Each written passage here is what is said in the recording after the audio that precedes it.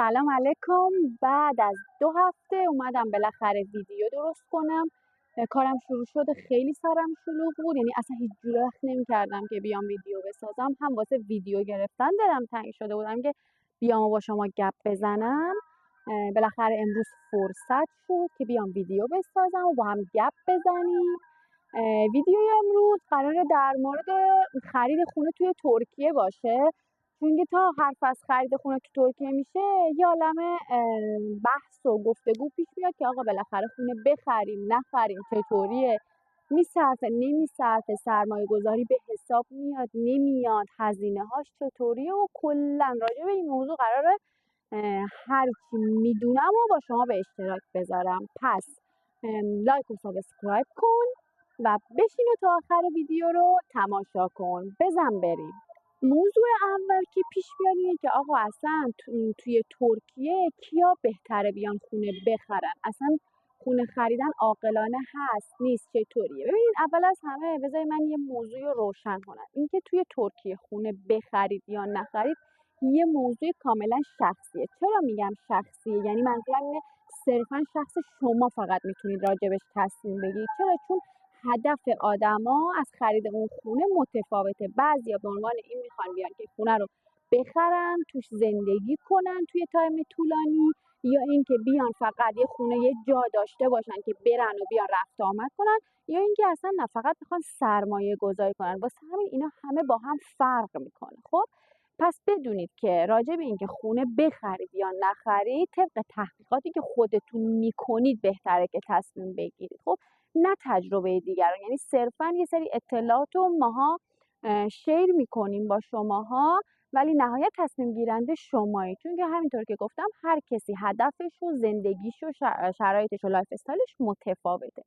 ببینید، زمانی که شما میخواین توی ترکیه خونه بخرید 3 حالت داره. خب حالت اول اینه که شما حالا هر مبلغی که هست خونه رو میخرید، حالا $50,000 $60,000 فرقی نمیکنه. شما وقتی این خونه رو میخرید باید در جریان باشید که با خرید این خونه و مبلغ زیر $200,000 شما نمیتونید اقامت بگیرید و فقط با خرید اون خونه میتونید بیاید 3 ماه ساکن باشید. طبق همون قانون ترکیه که ایرانی‌ها میتونن 3 ماه بدون هیچ اقامتی بمونن، 3 ماه ساکن باشید و بعد از 3 ماه برگردید. گربه اومد اینجا، حواسم پرت شد. خب این از این. حالت دوم اینه که شما باید واسه اینکه اقامت بگیرید خونه به مبلغ $200,000 حداقل خریداری کنید که باید در نظر بگیرید توی هر شهر ترکیه، حالا ازمیر، استانبول، یه سری مناطق ممنوعه داره. مناطق ممنوعه یعنی چی؟ یعنی خونه‌ای که اونجا تو میخرید، حالا حتی اگه $200,000 هم باشه، اونجا به شما اقامت نمیدن. چرا؟ اینو بر چه اساس انتخاب میکنن؟ تراکم جمعیت. یعنی تراکم جمعیت توی فلان منطقه توی استانبول از نظر، یعنی برای خارجی‌ها زیاد شده و خارجی‌ها دیگه نمیتونن اونجا خونه بخرن، یا اگه بخرن دیگه بهشون اقامت داده نمیشه و به این مناطق میگن مناطق ممنوعه. مثلا الان توی ازمیر منطقه کنا که مرکز شهر ازمیر به حساب میاد جز مناطق ممنوع است و هر خونه خریداری بشه در حال حاضر اونجا اقامت داده نمیشه. این مناطق ممنوع اعلام میشه. خب این از این. حالت سومم که همون $400,000 که شما با خریدش میتونید اقامت، یعنی در واقع شهروندی بگیرید. حالا هر کدوم از اینا تبصره و شرایط خودشو داره. پس این تصمیمش میشه با شما، یعنی برای چه هدفی میخواین. یکی میاد میگه که آقا من میخوام خونه رو بگیرم، یه خونه ای داشته باشم، برام مهم نیست که اقامت داشته باشم، فقط میخوام مثلا فرضاً به جای اینکه برم شمال ویلا بگیرم بیام ترکیه و این خونه رو مثلا حالا همون 3 ماهی برم و بیام سر بزنم. بعضیا دید سرمایه گذاری دارن که اونم ممکنه براش اقامت باز مهم نباشه. بعضی هم که نه دیگه، کلا میخوان زندگی کنن و اینا، که دیگه حالا شرطش فرق میکنه. شهروندی اصلا یه چیزیه که دیگه طرف از اول تکلیفش معلومه میخواد شهروند بشه یا نشه چطوریه. فقط این واسه چیزایی که باید در نظر بگیرید چیه. اول از همه اینو بدونید که مناطق ممنوعه رو بشناسید، خودتون راجبش تحقیق کنید. چرا؟ چون این شرایط دائم در حال تغییره دوم اینکه اگه که میخواین خونه‌ای بگیرید که بابتش اقامت بگیرید، خیلی در مورد منطقش خیلی حواستون جمع باشه.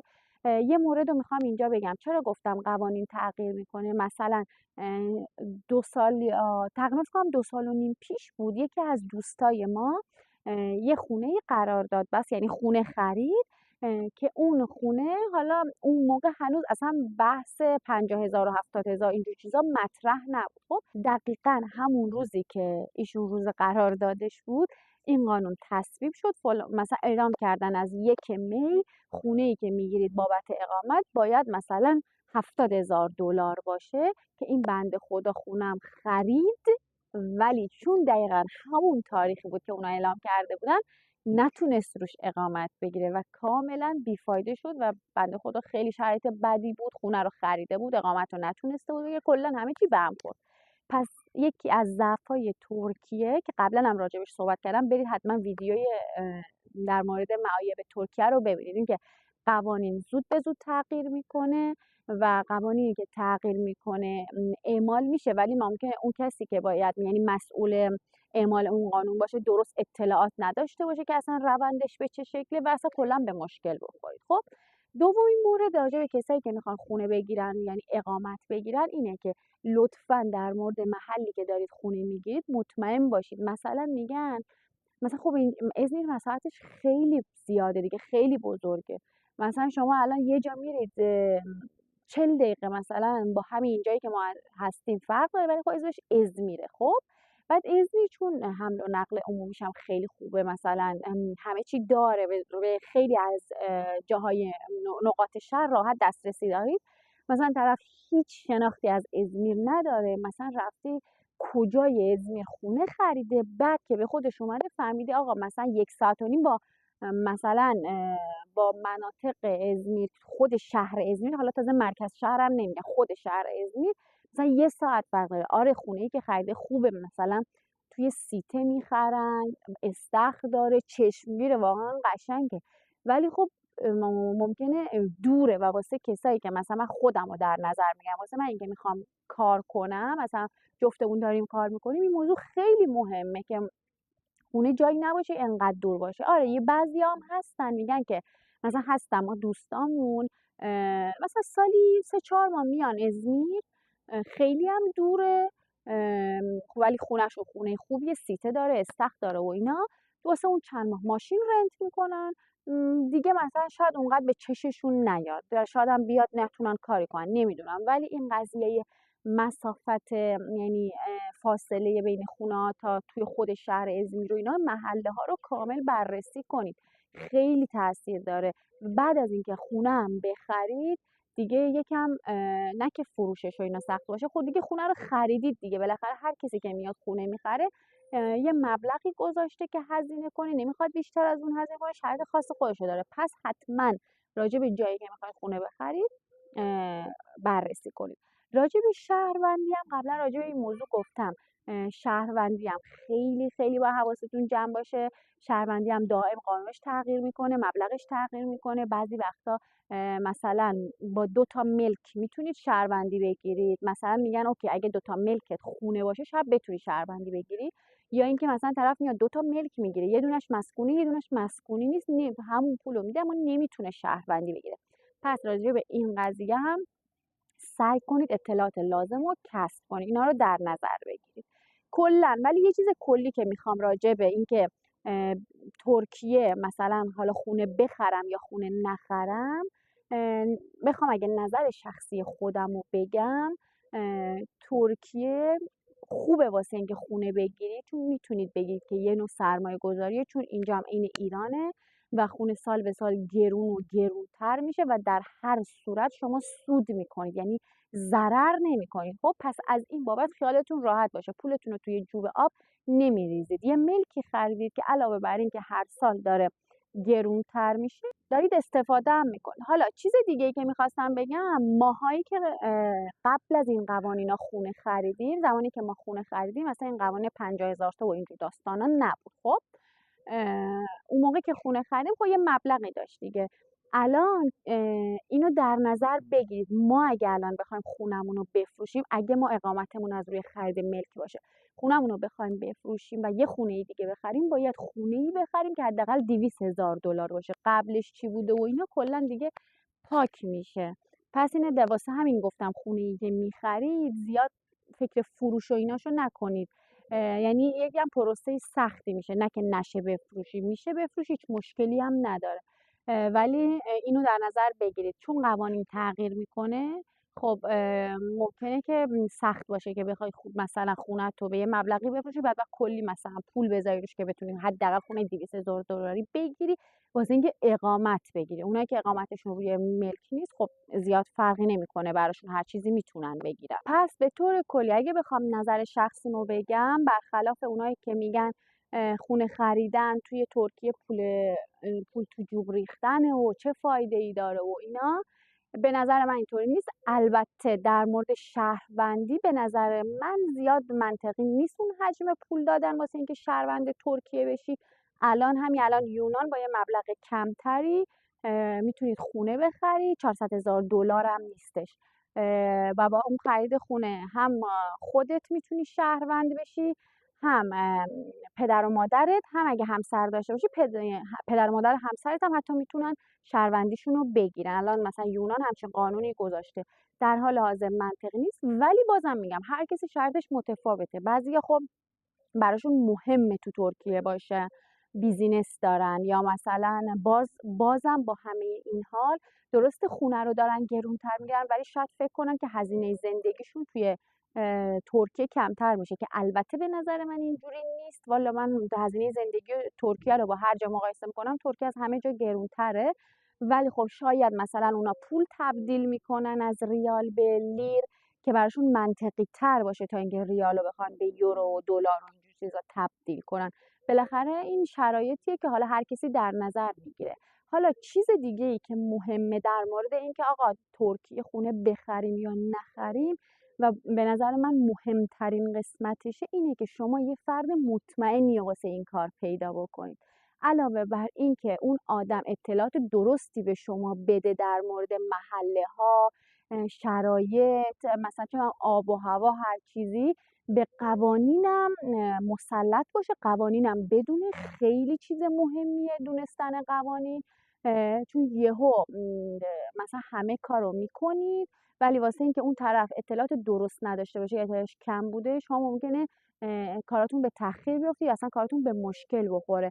مثلا الان چیزی که امسال اتفاق افتاده، طرف میره خونه 200,000 تایی میگیره، خودش و مثلا خانومش و بچهش، بعد میرن که اقامتشون رو بگیرن، چون فقط اسم خودش توی سنده، یا به زن و بچهش 6 ماهه میدن یا اصلا نمیدن. یعنی این خیلی مهمه، یعنی از روز اول، حتی همون موقعی که نمیدونم حالا واسه بقیه چطوریه، چه تجربه‌ای دارن. اگه شما تو ترکیه در مورد همچین موضوعی تجربه دارید، بیاین بنویسید. همون چند سال پیش که ما خونه خریدیم که اصلا قوانین 50,000 تا 70,000 تا این چیزا نبود، همون موقع هم اسم آرمین رو تو سند میخواست، هم اسم منو تو سند میخواست. یعنی اصلا نمیداد بدون، اصلا اگه اسم من نبود نمیداد، حتی 6 ماه هم نمیداد، میگو حتما با اسمتون باشه. و الان امسال اینو من خیلی دیدم که اقامت طرف و مثلا 1 ساله گرفته یا 2 ساله گرفته، به زن و بچه 6 ماهه دادن. حالا این که تو مثلا اگه اولش خب اینو میدونستی، اسم زن و بچه تو میزدی توی سند، هم اون استرس اقامت رو نمیگرفتی، هم هزینه نمیکردی. الان واسه این که بخواد دوباره اسم زن و بچهش رو وارد سند کنه که باید بکنه، چاره دیگه نداره، اگه بخواد از روی خونه اقامت بگیره دوباره هزینه داره. حالا جلوتر هزینه های خرید خونه هم بهتون میگم. پس خیلی مهمه اون کسی که به شما کمک میکنه شخصی باشه که هم آگاه باشه به قوانین، هم محله ها رو بشناسه، هم مهمتر از همه این که کلاهبردار نباشه. و میدونم که این قضیه خیلی قضیه سختیه، این که کسی رو پیدا کنید، ولی واقعا اگه کسی رو پیدا کردید که بتونه این کار رو بکنه، کمکتون کنه، به نظر من این ترکیه ارزش خونه خریدن رو داره، مخصوصا اگه این که حالا همون 200,000 تا باشه و بتونید اقامت مثلا روش بگیرید و اینا.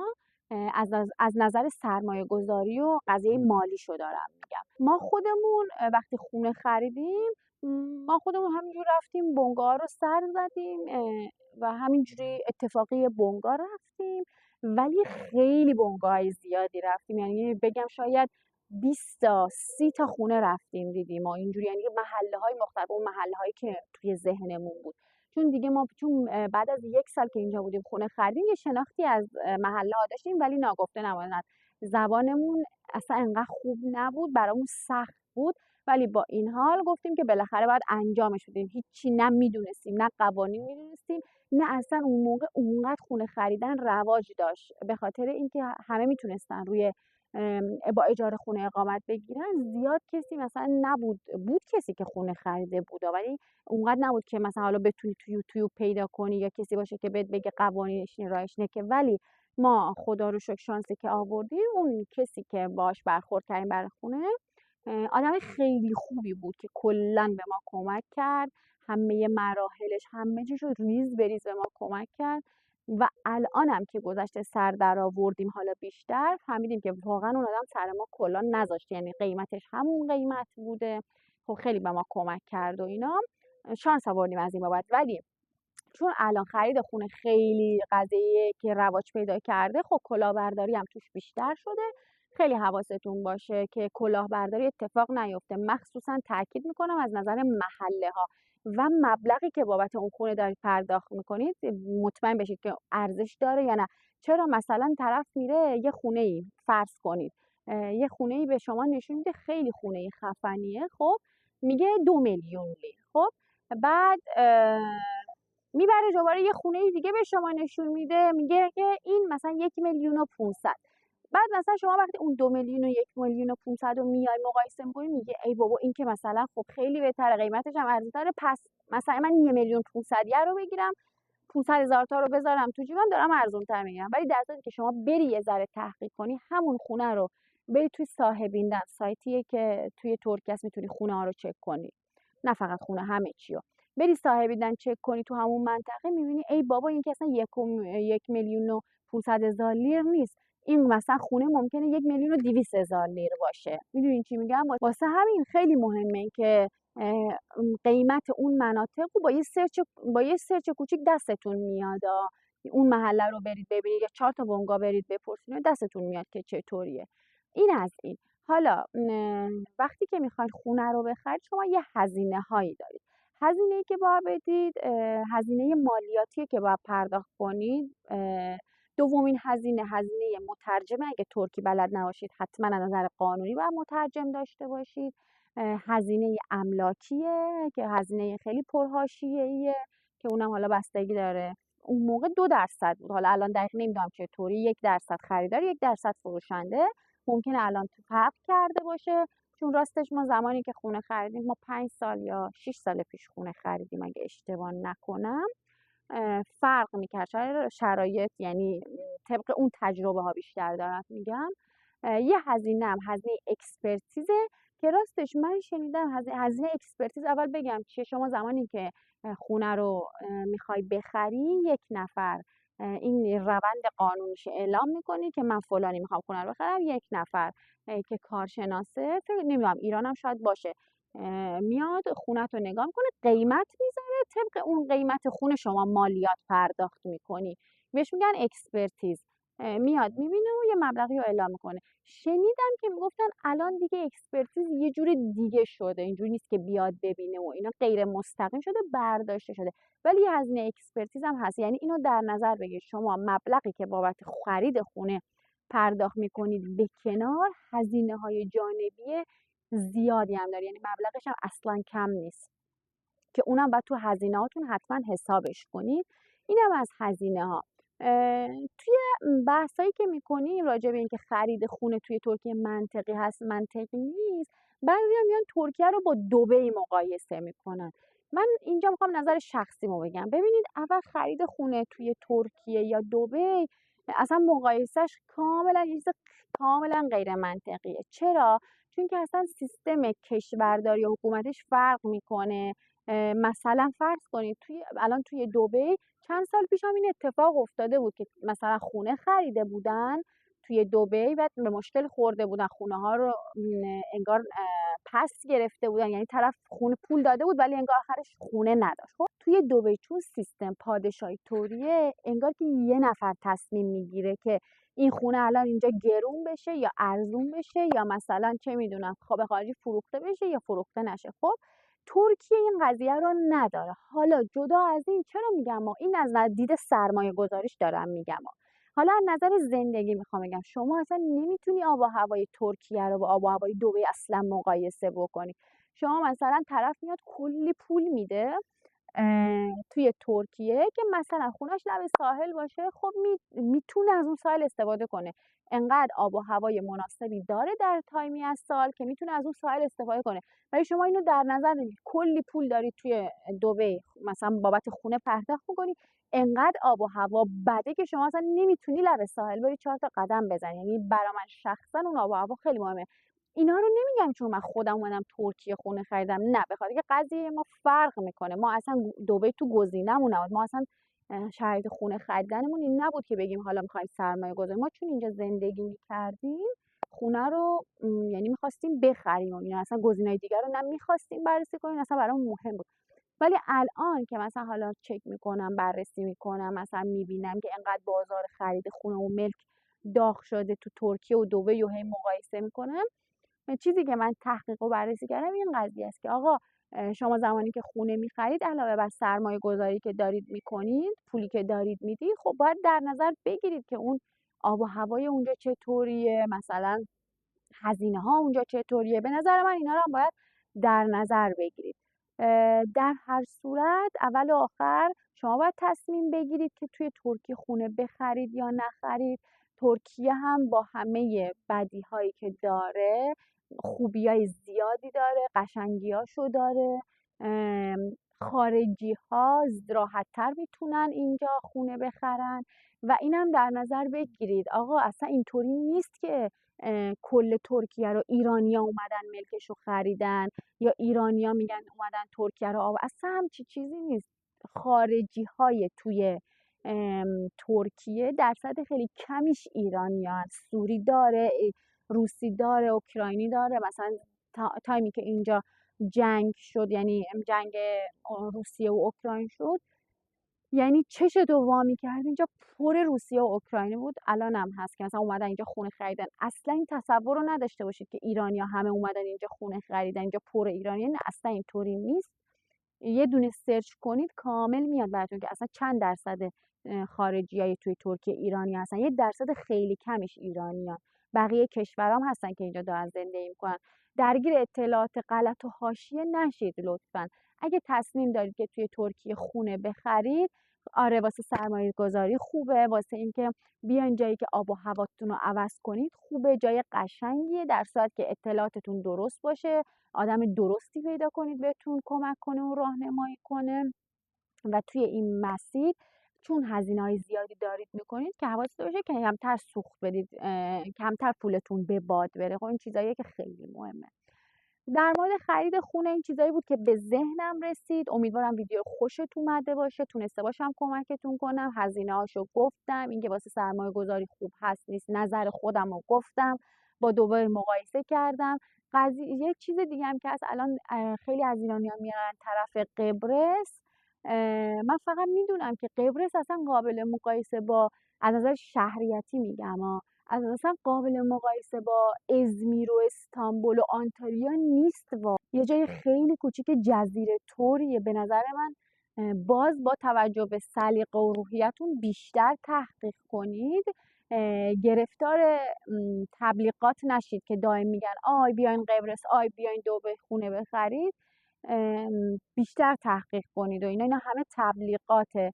حداقل اگه شده یه بار بیاین سفر کنید، ببینید مناطق. مثلا اگه خواستین ازمیر بیاین، من چرا ازمیر رو میگم؟ چون اینجا رو میشناسم، زندگی دارم میکنم اینجا، خونه خریدم.